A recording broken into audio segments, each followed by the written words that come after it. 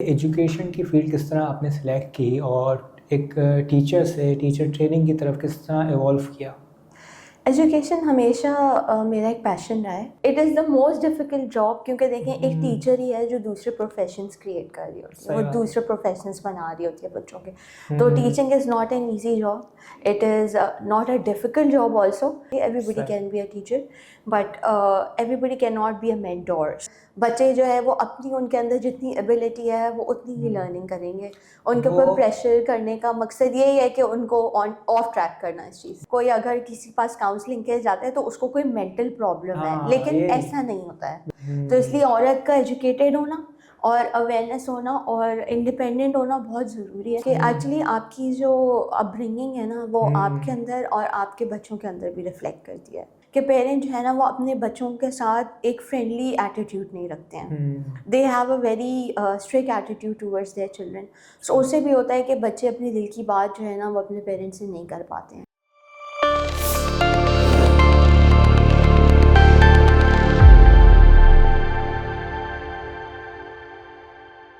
अस्सलाम वालेकुम to everyone, you are watching Meri Kamyabi channel. और आज हमारे साथ जो शख्सियत मौजूद हैं वो एक टैलेंटेड हैं, साथ साथ एक एजुकेटर हैं, मेंटोर भी हैं और एक ट्रेनर भी हैं, जो लोगों की जो ज़िंदगी है वो बदल रही हैं अपनी तालीम के की वजह से, और लोगों को सिखा रही हैं द वे ऑफ सक्सेस, और किस तरह उनको मोटिवेट कर रही हैं और क्या चेंजिंग जो है वो लेके आ रही हैं लोगों की लाइफ के अंदर, वो जानना चाहेंगे हम इनसे। और इनकी लाइफ के बारे में भी जानना चाहेंगे, किस तरह इस फील्ड में आई और क्या अभी इनके रोज़मर्रा के मामलात हैं। So let's start our show. अस्सलाम वालेकुम। वालेकुम अस्सलाम। कैसे मिजाज हैं आपके? मैं बिल्कुल ठीक ठाक। बहुत शुक्रिया मैम कि आपने अपना जो कीमती वक्त है उसमें से वक्त हमारे लिए निकाला।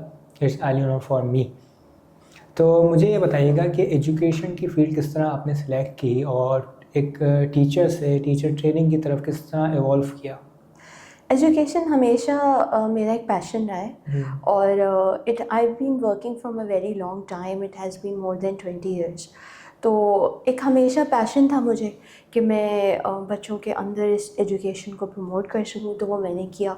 और फिर मुझे लगा कि मेरा इतना एक्सपीरियंस हो गया और सब हो गया, और जो स्ट्रैटेजीज़ हमने लर्न किए हैं, सो बहुत हुँ, सारी चेंजेस आई। जैसे अभी जो है वो हम एडवांस टीचिंग की तरफ हो गए हैं। पहले कुछ और था, तो हमने उन स्ट्रैटेजीज़ को लर्न किया और फिर हमने टीचर्स को वो आगे प्रमोट किया, सही। ताकि जितना ज़्यादा एजुकेटिंग और एजुकेटर्स प्रमोट होंगे, उतने ज़्यादा जो है वो पाकिस्तान जो की प्रोग्रेस के लिए हम फॉर द स्टूडेंट्स वर्क करें। सही। तो आप क्या समझती हैं जो एजुकेशन है वो कितनी इम्पोर्टेंट है एक इंसान के लिए, अपनी सोसाइटी के लिए, और एज़ अ पाकिस्तानी एजुकेशन कितनी डिपेंड करती है हम पर? एजुकेशन लेवल बहुत इम्पॉर्टेंट है। एक तो उससे हुँ, अवेयरनेस, सिविक सही। सेंस और आपको ग्लोबली इंटरैक्ट करने का चांस मिलता हुँ, है। तो आपके लिए बहुत ज़्यादा इम्पॉर्टेंट है कि जितना एजुकेशन आप हासिल करें उतना, लाइक हमें लगता है कि हमारी बस इतना ही हो गया, लेकिन there is hmm, ongoing learning whole life. तो सही। एजुकेशन कोई बहुत लिमिटेड प्रोसेस नहीं है, हुँ। It's a lifelong process. अच्छा, इस चीज़ के अंदर मैंने देखा जैसे बहुत से लोग एजुकेटेड भी तो हो जाते हैं, लेकिन वो उनके अंदर से वो एरोगेंट, वो एटीट्यूड डाउन नहीं हो रहा। एजुकेशन जितनी ज़्यादा बढ़ती जाती है उनमें मैंने देखा कि एटीट्यूड आ जाता है, एरोगेंट आ जाता है कि मैं, सिर्फ़ मैं, मतलब मैं ठीक हूँ, ये वो, ज़्यादा पढ़ लिया। वो अपने आप को बहुत सुपर समझने लगते हैं। तो उनको क्या मशवरा देना चाहेंगे आप? मतलब किस तरह वो अपनी जो ये जो हैबिट है इसको चेंज करें? हैबिट को चेंज किया जा सकता है, बिल्कुल हुँ। इसमें कोई वो नहीं है। और जहाँ तक एरोगेंट होने की बात है, तो ये तो हमें नहीं इस तरह होना चाहिए। हमें यानी कि मैं ही चाहिए कि सही हूँ, मेरे पास बहुत नॉलेज है। हाँ, लेकिन देखिए नॉलेज तो सबके पास है, हुँ, but it's time going, like कभी आगे बढ़ती जाती है नॉलेज, फिर और आगे बढ़ती जाती है, और जैसे ये ऑन गोइंग लर्निंग प्रोसेस है। तो हम, लेकिन एरोगेंसी का जहाँ तक हुँ, मामला है, ये बहुत ऑन अ रॉन्ग ट्रैक हम हैं। सही। इससे हमें चाहिए कि हम इससे गुरेज करें। अच्छा, मैंने एक चीज़ और देखी है, जैसे एजुकेशन एक तरफ और एक तरफ तहज़ीब है, सिविलाइज़ेशन। बाज़ लोग जो होते हैं वो पढ़े लिखे नहीं होते, लेकिन उनको बहुत तरीका होता है, तमीज़ होता है बात करने का, और जो बाज़ टाइम जो लोग पढ़े लिखे होते हैं, बाज़ देखा जाए तो, लेकिन सॉरी टू से कि बाज़ टाइम वो जो है डिसरिस्पेक्ट भी कर देते हैं, इस तरह की सिनेरियो होता है। तो क्या आप समझती हैं कि तहज़ीब कितनी ज़रूरी है और एजुकेशन भी मैटर करती है? देखिए, एजुकेशन और तहज़ीब दोनों एक साथ मैटर करती हैं। अगर आप जितने एजुकेटेड हैं और अगर आप तहज़ीब नहीं रखते तो आपके एजुकेशन का कोई फ़ायदा नहीं है। और अगर आप में तहज़ीब है और एजुकेशन नहीं है, लेकिन आपको अगर लोगों के साथ उठना बैठना आता है और आपके अंदर तहज़ीब है, तो आप एजुकेशन तो लाइफ लॉन्ग है, तो आप उसको कभी भी हासिल कर सकते हैं। इससे ये नहीं है कि हम बाउंड कर लेंगे। वो बहुत सारे लोग हमें ऐसे होते हैं, जैसे जब हम काम करते हैं तो हमें हर तरह के लोग मिलते हैं, तो आपको उनके साथ, लेकिन मुझे लगता है कि आपके अंदर इतनी पॉजिटिव और इतनी एम्पैथी होनी चाहिए, आपको ऐसा एटीट्यूड होना चाहिए कि लोग आपको अंडरस्टैंड कर सकें और आपके साथ शेयर कर सकें। अक्सर मेंटोरिंग में हम ये चीज़ फेस करते हैं कि टीचर्स हैं या दूसरे एजुकेशनिस्ट हैं या दूसरे हैं, तो वो बहुत ज़्यादा स्टबर्न हो जाते हैं, बहुत ज़्यादा एरोगेंट आ जाते हैं उनमें, जैसे भी आपने पहले भी मुझसे कहा था। तो हमें उसको उस सारी चीज़ों को मद्देनज़र रखते हुए हमें ऐसे करना पड़ता है कि हम उनकी भी बात सुनें और अपनी भी बात रखें और म्यूचुअल अंडरस्टैंडिंग के साथ इस चीज़ को जो है वो केटर कर सकें। सही। अच्छा, कहा जाता है कि जिसको कुछ, हमारे सोसाइटी का ये एक बैक इम्पैक्ट है, इसको मैं इस तरह से कहना चाहूँ कि जिसको कुछ नहीं आता वो टीचर बन जाता है। तो ये ऐसा क्यों समझा जाता है? भाई टीचर जो बन रहा है वो बेचारा इतनी मेहनत कर रहा है, इतनी एक्सीलेंस वो हासिल कर रहा है अपने करियर में और चीज़ों के बारे में पढ़ रहा है, फिर जाके वो पढ़ा रहा है, तो हम कहते हैं भाई इसको कुछ नहीं आता तो ये टीचर बन गए।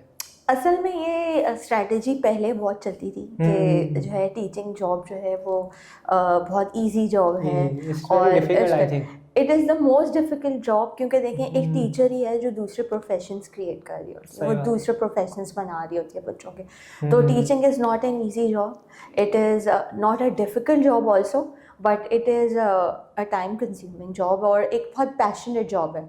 आप जितने पैशन से इसमें वर्क कर रहे हैं उतना आप, और डोंट यू थिंक कि हमें ये बहुत, खैर मुझे बाकियों का नहीं पता लेकिन अपना पता है कि मुझे बहुत प्राउड फील होता है कि अगर मेरे पढ़े हुए बच्चे और मेरे बहुत सारे स्टूडेंट्स हैं जो अभी भी मेरे साथ हैं, and I have taught them since a very long time, तो अब वो बहुत अच्छी पोस्ट पे हैं या बहुत अच्छी, तो मुझे एक अंदर से प्राउड और अच्छी फील आती है। ऐसा नहीं होता कि मुझे ये फील आ रही है कि बचे जाएँ। तो मुझे ये लगता है कि इसको इस तरह लेना चाहिए ना पॉजिटिव वे, कि आप दूसरे जो है वो प्रोफेशनल बच्चे क्रिएट कर रहे हैं, तो उसको फिर इसी पॉजिटिव वे में सोच के करना चाहिए। और जहाँ तक ये बात है, हाँ, ये हमारी सोसाइटी में अक्सर पहले भी इस तरह कहा जाता था कि टीचिंग जो है वो यूजली प्रेफरेबल इसलिए होती है because it has time for working women also, कि उसमें मैनेज कर सकती हैं जॉब को। लेकिन आजकल तो थोड़ा क्राइटेरिया चेंज हो गया इस चीज़ को लेकर। बिल्कुल इस तरह। अच्छा, हम क्या समझते हैं कामयाब टीचर क्या होना चाहिए, उसके पास कौन सी ऐसी क्वालिटीज़ होनी चाहिए कि ही इज़ द बेस्ट या she is the best teacher? There is always good in something in a teacher. So ये एक मेंटोर के ऊपर है कि वो उसको पॉलिश करवाए अपनी जो मेंटी है उससे, और उसकी हेल्प करे, उसको गाइड करे, उसको बहुत अच्छे से उसके साथ 1-to-1 कनेक्शन रहे।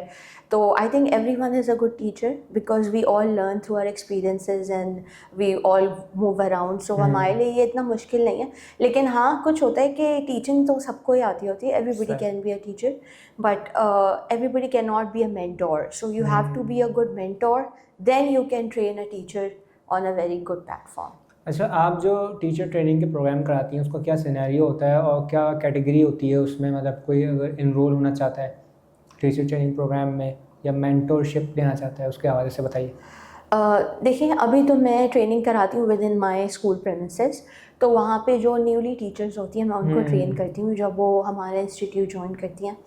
तो उसमें फिर मैं उनको जो स्टार्टर एक्टिविटीज़ होती हैं और उनको हम टीचिंग एक पैटर्न शो करते हैं, उनको एक पैटर्न सिखाते हैं और हम उनको ट्रेनिंग देते हैं कि जब वो अपनी क्लासरूम में जाएंगी तो वो, क्योंकि देखें हमारे पास मिक्स एबिलिटी स्टूडेंट्स होते हैं और वो पहले ज़माने में होता था कि हम एक ही तरह के ट्रैक पर टीचिंग करते थे। अब बहुत सारी स्ट्रैटेजीज़ हैं, बहुत सारी चीज़ें हैं, एआई बहुत इन्वॉल्व हो गया है पढ़ाई के उस पर। तो अब हम उनको डिफरेंट स्ट्रैटेजीज़ टीच करते हैं कि उन्हें इस तरह क्लासरूम मैनेजमेंट करनी है, इस तरह टीचर्स के साथ इंटरैक्ट करना है, वो कैसे अपने मेंटोर साथ। तो ये है कि मेरा टीचिंग प्रोग्राम ये है कि जब इंस्टीट्यूट में टीचर्स ज्वाइन करती हैं तो मैं उनको गाइड करती हूँ, और उसके बाद फिर बाद में भी इसी तरह होता है कि ये फिर होल टाइम चलता रहता है कि उनको कोई भी गाइडलाइन चाहिए, कोई हेल्प चाहिए या कोई भी चीज़ चाहिए, so I am always there for them. So training is not a limited span of a time process, it's a life line process के वो it's an ongoing actually what I can say. अच्छा, वो moment हमारे साथ share करिएगा कि जब आपने सोचा कि मैं टीचर बनूंगी, मतलब वो कौन सा ऐसा सिनेरियो था जो आपने डिसाइड कर लिया? क्योंकि लास्ट टाइम तो ये होता है कि आपके पेरेंट्स सोचते हैं कि मेरा बच्चा ये बने वो बने, क्योंकि जिस टाइम से आप बिलोंग कर रही हैं तो उस टाइम तो पेरेंट ये सोचते थे भाई मेरा बच्चे, आपने ये फील्ड वो पहले से बच्चे के सर पर डाल देते थे भाई तुमने ये बनना है। तो आपने किस तरह अपनी फील्ड का सिलेक्शन की? मेरा एज कोई उस वक्त बहुत ज़्यादा कोई फील्ड का सिलेक्शन का वो नहीं था। I became a teacher at a very early age, so I have been teaching since now it's more than 20 years।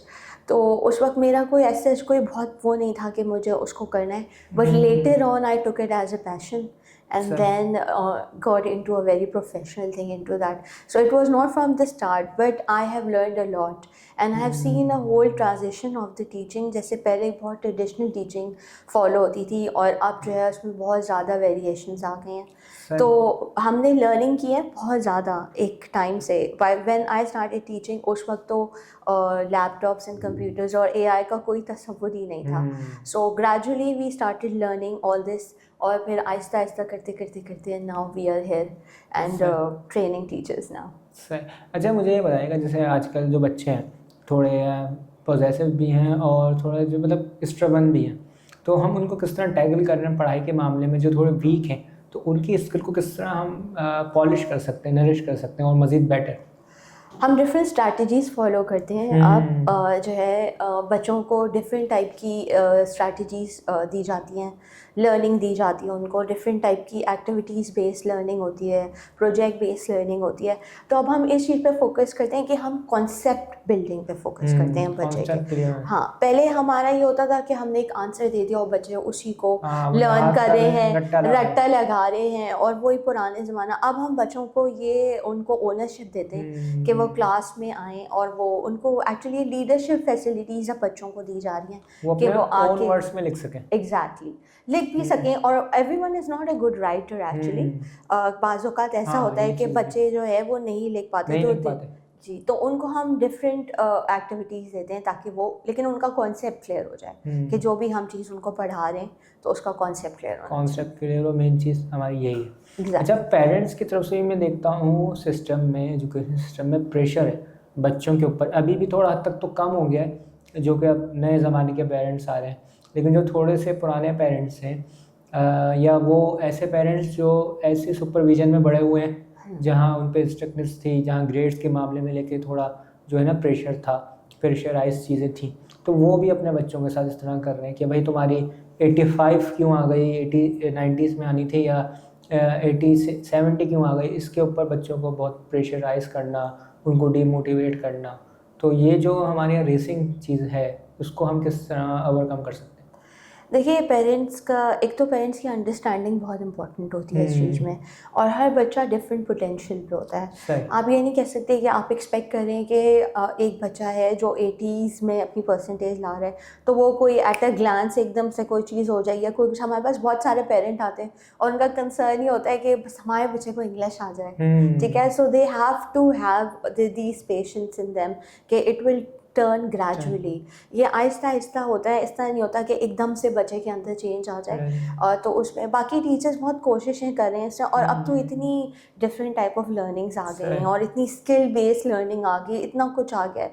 तो अब बच्चों के लिए बहुत ज़्यादा वैरायटी, हमारे टाइम पे बहुत लिमिटेड होता था कि यही पढ़ाई है, यही करनी है, यही सब्जेक्ट्स। अब तो इट्स अ वास्ट फील्ड। सो मुझे लगता है कि पेरेंट को भी इतना अंडरस्टैंडिंग, वैसे काफ़ी पेरेंट तो अब हो गए अंडरस्टैंड बिकॉज अवेयरनेस आ गई है, सोशल मीडिया है और लोगों में आपस में कनेक्शन बिल्डिंग इतनी ज़्यादा है, तो वो अब उनको भी इस चीज़ की अवेयरनेस आ गई है कि जो है। और कुछ पेरेंट अभी भी ऐसे हैं जो नहीं करते प्रेशर, और कुछ करते हैं प्रेशर, लेकिन उनके लिए मेरा ये मैसेज होगा कि ना करें प्रेशर, बिकॉज बच्चे जो है वो अपनी, उनके अंदर जितनी एबिलिटी है वो उतनी ही लर्निंग करेंगे। उनके ऊपर प्रेशर करने का मकसद यही है कि उनको ऑफ ट्रैक करना इस चीज़ से। बिल्कुल ऐसे, क्योंकि जब आप प्रेशराइज करते हैं चाइल्ड को कि भाई ये आपका ये ग्रेड नहीं आया और ये पोजीशन नहीं आई, तो वो अंदर से जो है ना एक तरीके से अपने आप के अंदर जो है वो गिर रहा होता है। पर्सनैलिटी उसकी डाउन हो रही होती है, पर्सनैलिटी कम हो रही होती है, और फिर वो स्किल्स जो उसके अंदर होती हैं वो भी जो है वो डाउन हो जाती है।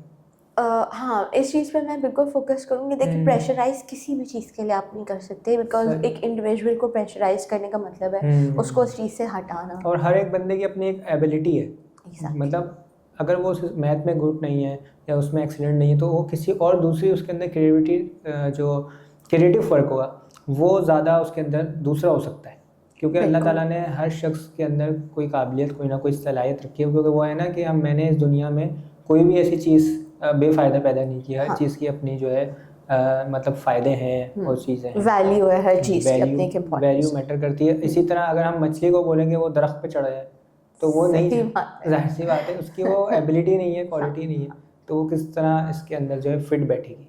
वैसे भी किसी चीज़ पे आप किसी को फोर्स नहीं कर सकते, it's up to the individual. हाँ, कुछ पेरेंट का अभी भी होता है अक्सर ये कि वो चाहते कि नहीं उनके बच्चे इसी फील्ड में ही रहें और वो डॉक्टर ही बने, और बच्चे कुछ और प्रोफेशन एडॉप्ट करना चाहते हैं वो। तो उन पेरेंट के लिए ये है कि उनको वॉइस एंड चॉइस बच्चों को होनी एक ये चाहिए। इस चीज़ के अंदर भी प्रेशराइज करते हैं, और थोड़ा टॉपिक से हट के मैं दूसरी तरफ जाऊँ तो वो बास टाइम आजकल इतना होता नहीं है, लेकिन वो मतलब शादी के हवाले से भी कि जी। भाई आपने यही करनी है। जी। वो पेरेंट्स की बात अगर नहीं मानेंगे तो आप बोले वो अम्मा नाराज़ हो जाएंगी, या अम्मा बोलेंगी भाई मैं तुम्हें अब कर दिया। हाँ, होता है अक्सर इस तरह होता है। हाँ, वो ये भी है। इमोशनली ब्लैकमेल करना शुरू हो जाता है। हाँ, ये जो है, अच्छा मुझे लगता है कि काउंसलिंग सेशंस जो हैं हाँ, वो पेरेंट्स बहुत के भी होने मैटर चाहिए। करते हैं। एग्जैक्टली, काउंसलिंग सेशन जैसे हमारे कुछ बच्चे हैं हम्म, अगर वो स्टर्बन है, तो या कोई जवान है वो सही। स्टर्बन है, या पेरेंट है वो स्टर्बन है, हाँ, तो उनको काउंसलिंग ज़रूर, एक जो है ना, हमारे यहाँ ना काउंसलिंग को समझा जाता है, सही। टू बी वेरी ऑनेस्ट, के कोई अगर किसी के पास काउंसलिंग के जाता है तो उसको कोई मेंटल प्रॉब्लम है, हाँ, लेकिन ये ऐसा नहीं होता है। बिल्कुल। ठीक है, काउंसलिंग का मतलब ये नहीं है कि किसी इंसान को कोई मेंटल प्रॉब्लम है। काउंसलिंग का मतलब ये है कि आप अपनी बात, तो अपने दिल की बात जो है वो दूसरे इंसान तक रख लें, और वो आपको उस तरीके से समझाने की कोशिश कर रहा है। मे बी अक्सर ऐसा होता है कि हमें कोई चीज़ नहीं समझा रही होती तो हमें कोई और समझा रहा होता है, तो हमें वो अच्छे से समझ आ जाती है। बिल्कुल ऐसी है। तो आप जो है काउंसलिंग भी करती हैं पेरेंट्स वगैरह की और स्टूडेंट वगैरह की, या उनको जो है मेंटोर करती हैं? काउंसलिंग तो ऐसा नहीं करते, लेकिन हमारे हम्म, 1-to-1 जैसे पीटीएम्स होती हैं, सेशन होते हैं, तो सही। उसमें अक्सर पेरेंट आ रहे होते हैं और वो कह रहे होते हैं कि हमारा बच्चा ये नहीं कर पा रहा है, तो हम उनको फैसिलिटेट करते हैं कि हम सही। अब इस तरह उसको जो है वो सपोर्ट प्रोवाइड करेंगे, या हम उनको इस तरह आगे सही। वो करेंगे। वो कुछ पेरेंट अंडरस्टैंड करते हैं कि ऑब्वियस। उनके बच्चों में कोई एबिलिटीज़ हैं, और या कुछ हैं, कुछ नहीं भी करते हैं, तो जो नहीं करते हैं उनको फिर सही। हम दूसरी तरीके से सपोर्ट अच्छा, प्रोवाइड काउंसलिंग करते के हैं। हवाले से मैं कहूँगा जो नए पेरेंट हैं अभी जनरेशन के न्यू, वो हम्म। तो उनकी काउंसलिंग तो आप कर भी सकते हैं, वो समझ भी सकते हैं, और जो थोड़े ओल्ड हो गए वो तो कहेंगे भाई हमें सिखा रहे हो। हाँ। हमने तो बाल सफ़ेद कर दिए और ये आए हमें सिखाने। हाँ, उनको फिर आप ये कर सकते हैं कि उनको आप आराम से उनसे बात की जा सकती है। हम्म, देखिए, मुझे लगता है प्यार से कोई भी मान जाता है, तो उनको सही। आराम से अगर इस तरह बात की जाए वो, बट अब अगर वो बहुत ही ज़्यादा स्टबर्न है फिर उनका कुछ नहीं किया जा सकता। अच्छा, पाकिस्तान का जो एजुकेशन सिस्टम है उसके अंदर क्या इम्प्रूवमेंट ला सकते हैं हम ऐसा एजुकेशनिस्ट? एक्चुअली मैंने अभी रिसेंटली एक दो हम्म, एजुकेशन से मैं इन टच हुई हूँ, तो we are bringing a change in the education system now.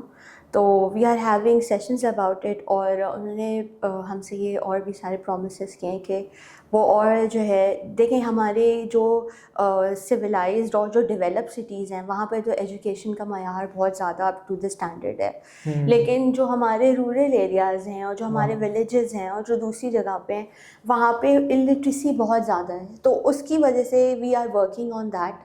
और इंशाल्लाह आगे चल के हम जो है इस चीज़ के ऊपर वर्किंग करेंगे कि हम जो है वो ज़्यादा इंस्टीट्यूट्स जो है वो कर सकें, टीचर्स ट्रेन कर सकें ज़्यादा, ताकि जितने ट्रेन टीचर्स होंगे वो उतनी ज़्यादा एजुकेशन जो है वो इम्पार्ट कर सकते हैं सबको।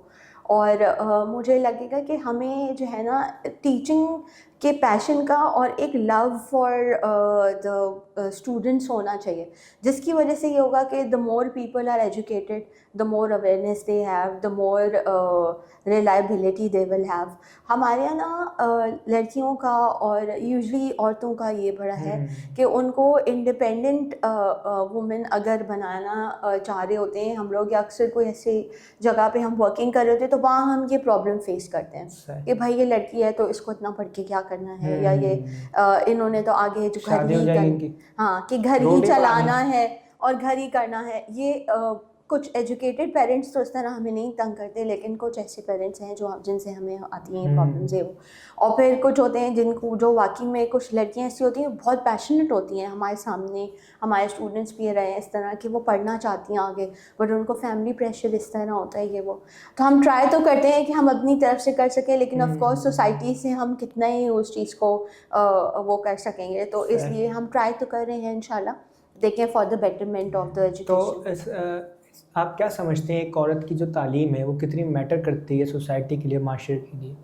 बहुत ज़्यादा मैटर करती है। देखिए हमारी जो पुरानी लीडर्स रही हैं, मोहतरमा फातिमा जिन्ना और बेनज़ीर भुट्टो और कितनी सारी इस तरह हमारी लीडर्स हैं जो जिन्होंने जो है वो तालीम याफ्ता थी वो सारी और एजुकेटेड थी, और उन्होंने इतनी ज़्यादा हेल्प की है पाकिस्तान के उस पर, और भी बहुत सारी लीडर्स, और अभी भी बहुत सारी लीडर्स हैं जो आगे काम कर रही हैं इन सारी चीज़ों के ऊपर। तो मुझे लगता है कि अगर औरत ही घर चलाती है, औरत ही जो है वो एक इंसान बनाती है, मतलब एक बच्चे की नरिशिंग करती है, अपब्रिंगिंग करती है, तो अगर वो एग्जैक्टली तो अगर वो ही एजुकेटेड नहीं है या उनको ही अवेयरनेस नहीं है, तो फिर हमारा माशरा जो है वो आगे कैसे प्रोग्रेस करेगा। तो इसलिए औरत का एजुकेटेड होना और अवेयरनेस होना और इंडिपेंडेंट होना बहुत ज़रूरी है, बिकॉज एक टाइम ऐसा आता है आपकी लाइफ में कि आपको इंडिपेंडेंट होना पड़ता है। बिल्कुल, यह मतलब आज की जो सोसाइटी है या आज का जो माशरा चल रहा है इस वक्त, औरत का और मर्द दोनों का एजुकेटेड होना लाज़मी है। बहुत ज़रूरी है। अगर आपका जो पार्टनर है वो आप एजुकेटेड हो या वो एजुकेटेड नहीं है, उसके बाद इतनी तालीम नहीं है, और फिर जो एजुकेशन का गैप आ जाएगा ना, वो आपके लिए फिर मसला क्रिएट करेगा, आगे दूसरे कॉन्सिक्वेंसेस होंगे, क्योंकि भाई आपकी एक नॉलेज होगी इस चीज़ पे बारे में, फिर वो आपसे कॉन्फ्लिक्ट करेगा कि भाई तुम पढ़ लिख के तुम्हारा दिमाग ख़राब हो गया, ये हो गया। तो मैं लोगों को ये सजेस्ट करूँगा, या आप क्या समझते हैं इस बारे में, कि जब आप अपना पार्टनर डिसाइड कर रहे हैं तो उसको थोड़ा तालीम याफ्ता देखें, ना कि आपकी तालीम अच्छी है और आप एक जाहिल में आप जो है बंदे से आप जो है अपना रिश्ता कर दें। ऐसा अक्सर होता है कि बाज़ औक़ात फैमिली प्रेशर्स होते हैं लेडीज़ के ऊपर, और उनको करनी पड़ जाती है अपना चाहते हुए भी। और वो कुछ बहुत सारे ऐसे जगहें हैं जहाँ पे लड़कियाँ PhD तक की होती हैं और वो इंटर पास लड़कों से शादी उनको करनी पड़ती है, क्योंकि फैमिली का होता है कि उनको करना चाहिए। मुझे लगता है कि दोनों का, मैंने एक केस भी देखा था जिसमें 8वीं या मैट्रिक पास बंदे की शादी MBBS डॉक्टर से हुई। ऐसे अक्सर होता है, और ये रूरल एरियाज में तो बहुत ज़्यादा इस तरह। सही। अब आप देखें वो दोनों का माइंडसेट कितना चेंज होगा, एग्जैक्टली, और कितनी जो है आगे कॉन्फ्लिक्ट होंगे, जाहिर सी बात है, डेफिनेटली ये बहुत मैटर करता है। और ये आपके एक्चुअली आपकी जो अपब्रिंगिंग है ना, वो आपके अंदर और आपके बच्चों के अंदर भी रिफ्लेक्ट करती है। तो ये आपके लिए बहुत इंपॉर्टेंट है कि आप उन दोनों चीज़ों को बैलेंस करके चलें, और दोनों स्पाउसेस को इतनी अंडरस्टैंडिंग के साथ होना चाहिए कि वो बच्चों के एजुकेशन के ऊपर ज़रूर वर्क करें। अगर आपके बच्चे में कोई डिसेबिलिटी है या खुदा ना खास्ता कोई ऐसी चीज़ है, तो आपको चाहिए कि आप अपने, एक्चुअली हमारे यहाँ मसला ये है कि पेरेंट जो है ना वो अपने बच्चों के साथ एक फ्रेंडली एटीट्यूड नहीं रखते हैं। They have a very strict attitude towards their children. So उससे भी होता है कि बच्चे अपने दिल की बात जो है ना वो अपने पेरेंट्स से नहीं कर पाते हैं। अक्सर ऐसी भी चीज़ें हम फेस करते हैं। तो इसमें यह है कि बच्चों के साथ आपको ऐसा इंटरेक्शन होना चाहिए आपका कि वो अपनी हर बात आपके साथ शेयर करें, होना चाहिए, या एक नॉर्मल या काइंड एनवायरनमेंट। देखिए इस चीज़ को भी आपको बैलेंस करना है। यू कैन नॉट, हाँ, तो वो आप एग्जैक्टली, और अगर बहुत ज़्यादा आप उनसे रिजर्व हो जाते हैं, so they won't be able to share their problems with you. So you have to, even with our students as well, कि बाज़ औक़ात हमारे साथ ये हमें पेरेंट आके कभी कह रहे होते हैं कि मेरे बच्चा तो जो है वो हमसे ज़्यादा आपसे अटैच है या आपसे अपनी प्रॉब्लम शेयर करते हैं। मेरी एक मदर है बहुत क्लोज, अगर वो मेरा ये देखेंगी प्रोग्राम तो वो समझ जाएंगी कि मैं उनके बारे में ही बात कर रही हूँ। तो उनके बच्चे, तो मैंने उनके बच्चों को बहुत छोटे क्लासेस से पढ़ा, अब तो वो माशाल्लाह बहुत बड़े हो गए। तो उनके साथ यही था, वो मुझे आके हमेशा ये कहती नहीं कि आप मेरे तो बच्चे आपसे मुझसे ज़्यादा क्लोज हैं। तो ये एक टीचर का भी ये एक पॉजिटिव पॉइंट ऑफ व्यू होना चाहिए कि बच्चे उनके साथ जो है वो अटैच हो सकें। और मैं तो समझता हूँ we are the last generation जिनके जो पेरेंट्स हैं वो थोड़े सा उनका गैप आया, कुछ आया। अब जो आने वाली जनरेशन है, जो हम हैं, जो हमारे बच्चे होंगे, वो तो कहेंगे भाई वो हमारे टिकटॉक देख के हम पे जो है ना कमेंट पास कर रहे होंगे, ये तो टिकटॉक देख रहे होंगे या वो ये पॉडकास्ट देख रहे होंगे। अच्छा, मैं एक चीज़ बहुत देखती हूँ, हमारे जो इवेंट्स वगैरह होते हैं और वैसे भी मैं जो इवेंट्स अटेंड करती हूँ वो, तो मैं ये देख रही हूँ कि मदर्स तो हमेशा से होती ही थी, लेकिन अब फादर्स का जो है ना वो बहुत ज़्यादा इंटरेक्शन है अपने बच्चों के साथ। So it is a very positive sign in our society as well कि जो है फादर्स जो हैं वो बच्चों के साथ बहुत Friendly। ज़्यादा हाँ अब वो वाला इंटरेक्ट दौर कर चला रहे हैं। गया कि वो वही पुराना दौर में कि अब्बा आते तो सन्नाटा हो जाता। एग्जैक्टली अब नहीं है इस तरह, अब तो बच्चे कुछ नहीं ज़्यादा है। जो है वो अपने दोनों पेरेंट के साथ एंजॉय कर रहे होते हैं, हाँ। और आपको बॉन्डिंग भी उस तरह अपने बच्चों के साथ होनी चाहिए कि जो है वो आपके साथ अपनी सारी चीज़ें शेयर कर सके।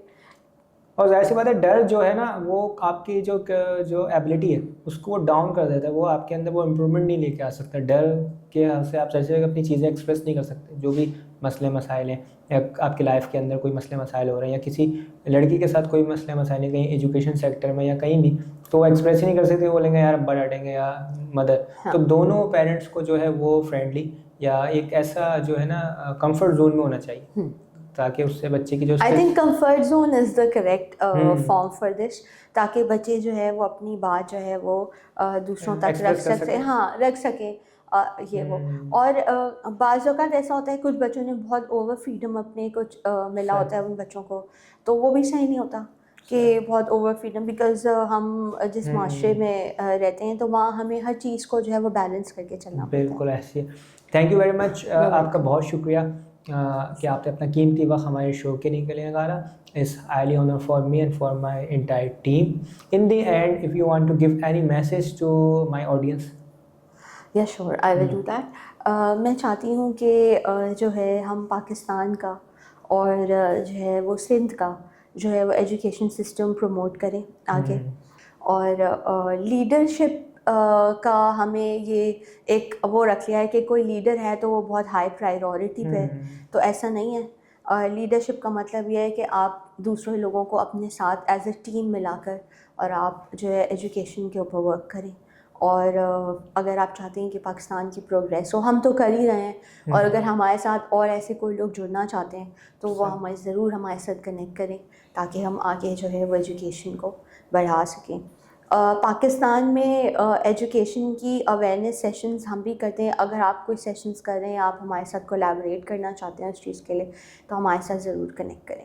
सही, thank you very much once again. बहुत शुक्रिया मैम आपका अपने कीमती वक्त के लिए, और आपने जो बातें शेयर की, जो इंसाइटफुल स्टोरी शेयर की हमारे साथ, वो हमारे ऑडियंस के लिए भी बहुत फ़ायदेमंद होगी, और मुझे भी बहुत कुछ सीखने को मिला आपकी बातों से, आपके एक्सपीरियंस से। Thank you very much. Thank you so much. तो नाज़रीन, मिलते हैं फिर किसी नए इंटरेस्टिंग स्टोरी के साथ, एक नई कहानी, एक नए मेहमान के साथ। डिफरेंट स्टोरी होगी और डिफरेंट पर्सनैलिटी होगी। So we will be right back. अपना ख्याल रखिएगा, तब तक के लिए अल्लाह निगहबान।